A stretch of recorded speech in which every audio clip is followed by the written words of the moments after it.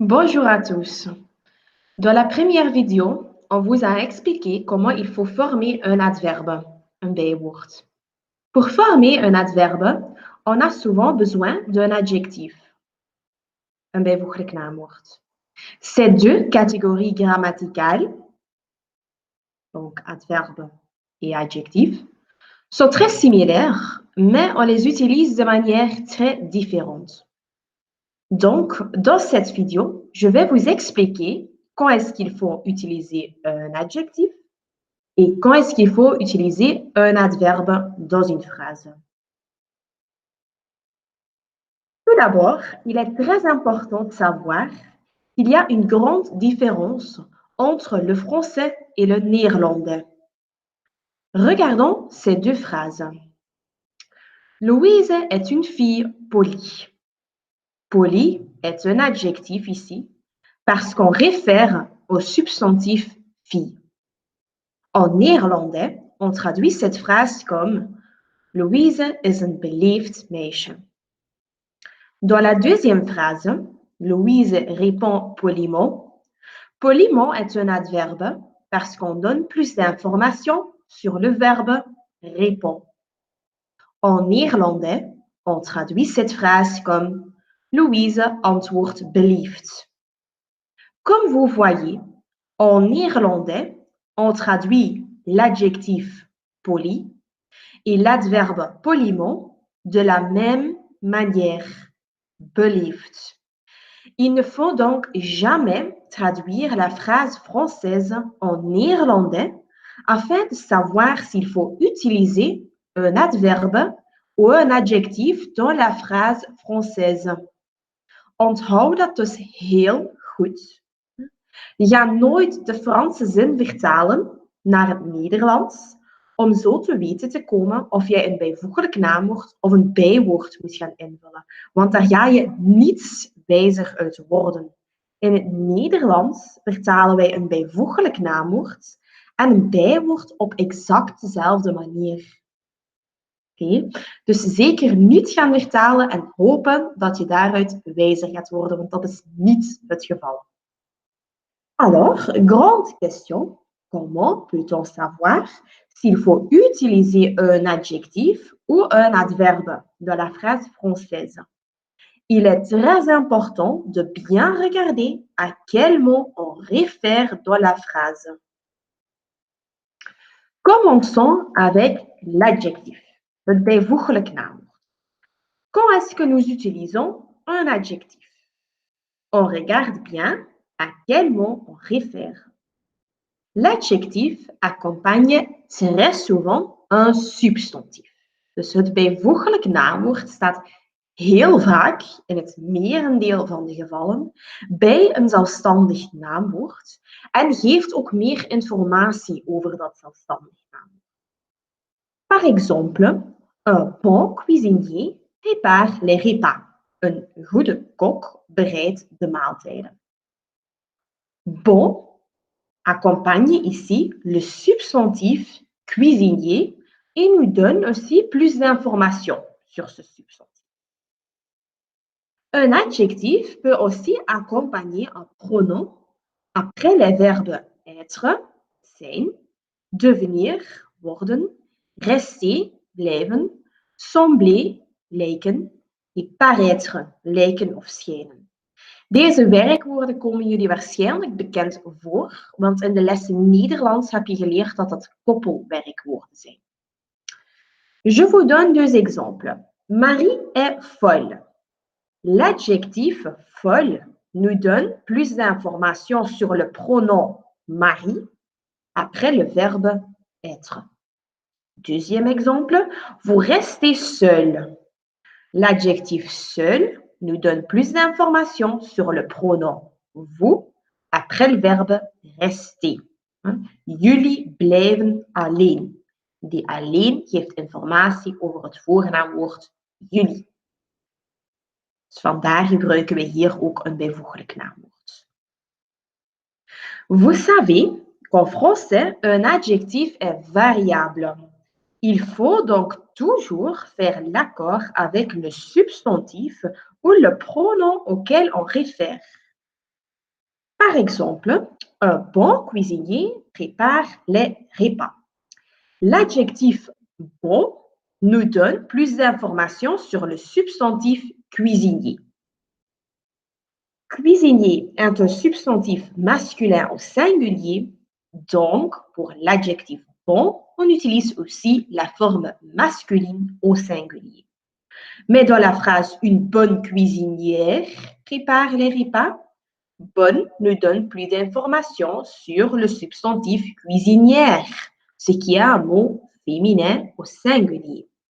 On utilise donc la forme féminine au singulier ici, bonne.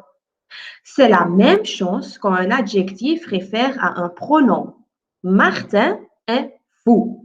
L'adjectif fou nous donne plus d'informations sur Martin. Martin est un homme, donc on utilise la forme masculine fou.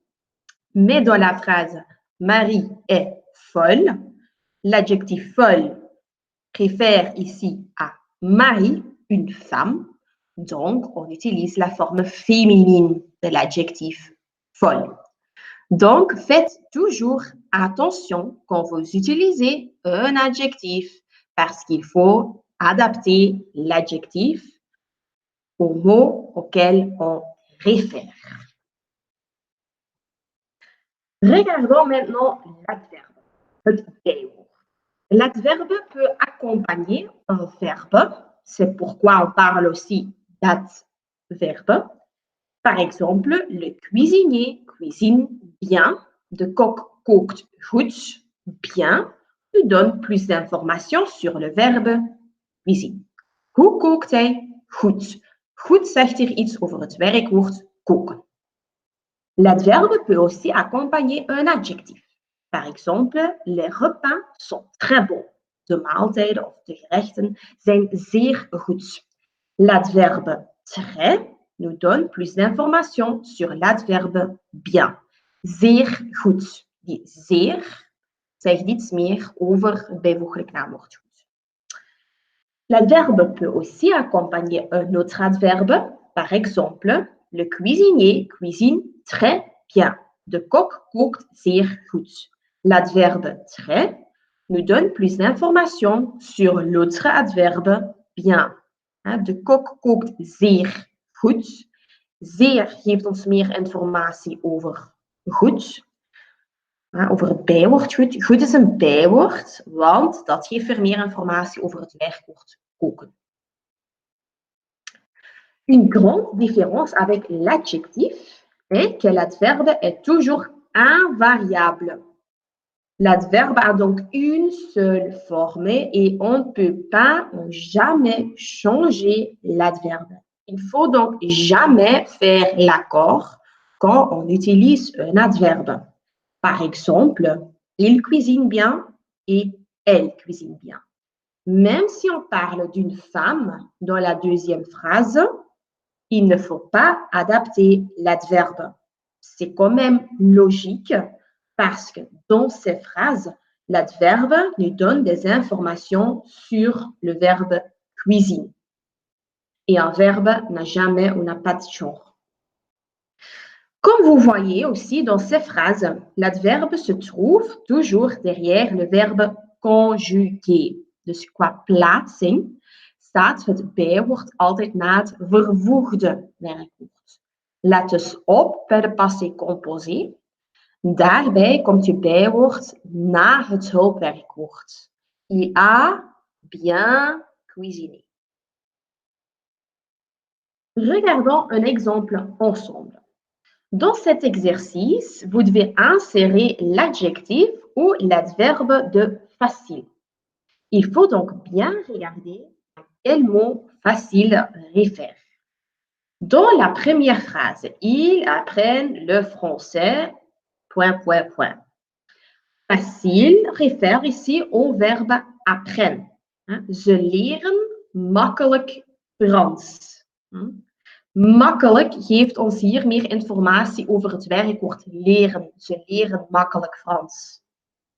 On a vu qu'un verbe est accompagné par un adverbe. Donc ici, on utilise l'adverbe de facile, facilement. Dans la deuxième phrase, le français est une langue, point, point, point. Facile réfère au substantif langue. Frans is een makkelijke taal. Makkelijk geeft ons meer informatie over taal. Taal is een zelfstandig naamwoord. Et on a vu qu'un substantif est accompagné par un adjectif. Donc ici, nous utilisons l'adjectif facile. N'oubliez pas de bien contrôler s'il faut encore faire l'accord si vous utilisez un adjectif. Vous savez, en français, il y a toujours quelques exceptions. Dans certaines expressions, on utilise toujours l'adjectif, même si on réfère à un verbe. Il faut donc étudier ces expressions par cœur. Voici la liste de ces expressions. Donc, dans ces expressions, vous n'utilisez jamais un adverbe, mais toujours l'adjectif. Coûter cher, veel kosten. Crier fort, luid roepen. Peser lourd, veel wegen. Parler haut ou bas, luid of stil praten. Sentir bon ou mauvais, goed of slecht. Ruiken, dat moet natuurlijk ruiken zijn. Et travailler dur, hard werken. Voilà. Maintenant, on a parcouru toute la théorie. Maintenant, vous pouvez faire les exercices sur l'adjectif ou adverbe dans Google Classroom. Si vous avez encore des questions, vous pouvez toujours les poser pendant notre Google Meet. Voilà, bonne chance!